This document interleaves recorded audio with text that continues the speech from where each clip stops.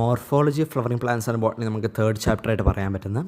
അപ്പം അതിൽ മെയിനായിട്ട് ഓരോ part of plant, root, stem, leaf, അതിൻ്റെ മോഡിഫിക്കേഷൻസ് അതിനെപ്പറ്റിയും, പിന്നെ ഫ്ലവറിൻ്റെ വീനിയേഷൻ, ഫ്ലവറിൻ്റെ ഇത് പ്ലാസൻറ്റേഷൻ, പിന്നെ ഈസ്റ്റിവേഷൻ, അങ്ങനത്തെ 2 കാര്യങ്ങളൊന്ന് ഓർത്ത് വയ്ക്കാം.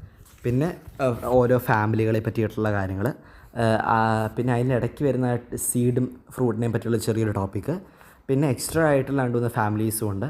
ആ സിലബസ് നോക്കിയിട്ട് 2024 സിലബസ് അനുസരിച്ച് 2-3 എക്സ്ട്രാ ഫാമിലീസ് ഉണ്ട്. അപ്പം അതൊന്ന് നോക്കി വയ്ക്കുക.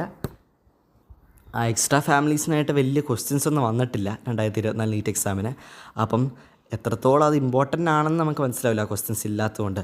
അപ്പം നമുക്ക് റഫ് ഐഡിയ ഉണ്ടായിരിക്കണം ഓരോ സംഭവത്തിൽ. നമ്മൾ ഡീറ്റെയിൽ ആയിട്ട് ഓരോ ഫാമിലിയെ പറ്റിയുള്ള കുറേ എക്സാമ്പിളൊക്കെ പഠിച്ച് സമയം കളയരുത്. നമുക്ക് ആവശ്യം 2-3 എക്സാമ്പിൾസ് ഉണ്ട്. ക്ലാസ്സസ് ടീച്ചർമാരെ പറയുന്ന എക്സാമ്പിൾസ് ഒന്ന് പഠിച്ച് വയ്ക്കുക, അത് മാത്രം മതി. പിന്നെ ഓരോന്നിൻ്റെയും നമ്മൾ ഓരോ ലീഫിൻ്റെയും റൂട്ടിൻ്റെയും അങ്ങനെയൊക്കെ ആകുമ്പോൾ മോഡിഫിക്കേഷൻസിൻ്റെ മെയിനായിട്ട് എക്സാമ്പിൾസാണ് ഓർത്ത് വയ്ക്കേണ്ടത്. ആ എക്സാമ്പിൾസിലൂടെ കണക്ട് ചെയ്ത് പഠിക്കാൻ ശ്രമിക്കുക. കാരണം മെയിനായിട്ട് ആ എക്സാമ്പിൾസ് വെച്ച് റിലേറ്റ് ചെയ്ത് മാച്ച് ദ ഫോളോയിങ് അയക്കാനായിരിക്കും സാധ്യത കൂടുതൽ. പിന്നെ ഈ ഫ്ലവറിൻ്റെ കാര്യത്തിൽ വരുമ്പോൾ ആ ഇൻഫ്ലോറൻസിൻ്റെ ഭാഗം അത് പെട്ടെന്ന് വായിച്ച് കിട്ടാമെന്ന് നമുക്കുള്ളൂ, വേറെ കുഴപ്പങ്ങളൊന്നുമില്ല. പിന്നെ ഫ്ലവറിൻ്റെ ഈസ്റ്റിവേഷനും പ്ലാസൻറ്റേഷനും അതിൻ്റെ എക്സാമ്പിൾസ് നമ്മൾ മാറിപ്പോരുത്. ആ ഈസ്റ്റിവേഷൻ്റെ കാര്യത്തിലും പ്ലാസൻറ്റേഷൻ്റെ കാര്യത്തിലും അത് കറക്റ്റായിട്ട് നമ്മൾ ലിങ്ക് ചെയ്ത് തന്നെ പഠിക്കണം.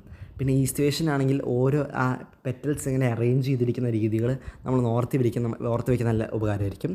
പിന്നെ പ്ലാസൻറ്റേഷൻ്റെ കാര്യത്തിലാണെങ്കിൽ അതിൻ്റെ എങ്ങനെയാണ് മൾട്ടി കാർപ്പിലറി ആണോ, യൂണികാർപ്പിലറി, മോണോ കാർപ്പിലറി ആണോ എന്നുള്ള കൺസെപ്റ്റ് നമുക്കൊന്ന് എളുപ്പത്തിൽ മനസ്സിലാക്കാൻ.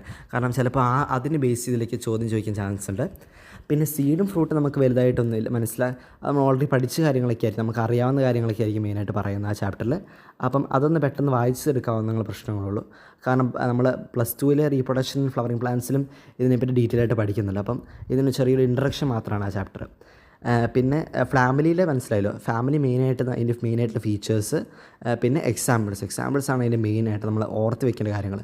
ഈ ബയോളജിയിൽ മെയിൻ പ്രത്യേക എക്സാമ്പിൾസ് എങ്ങനെ നമ്മൾ റിലേറ്റ് ചെയ്ത് പഠിക്കുന്നുള്ളതാണ്.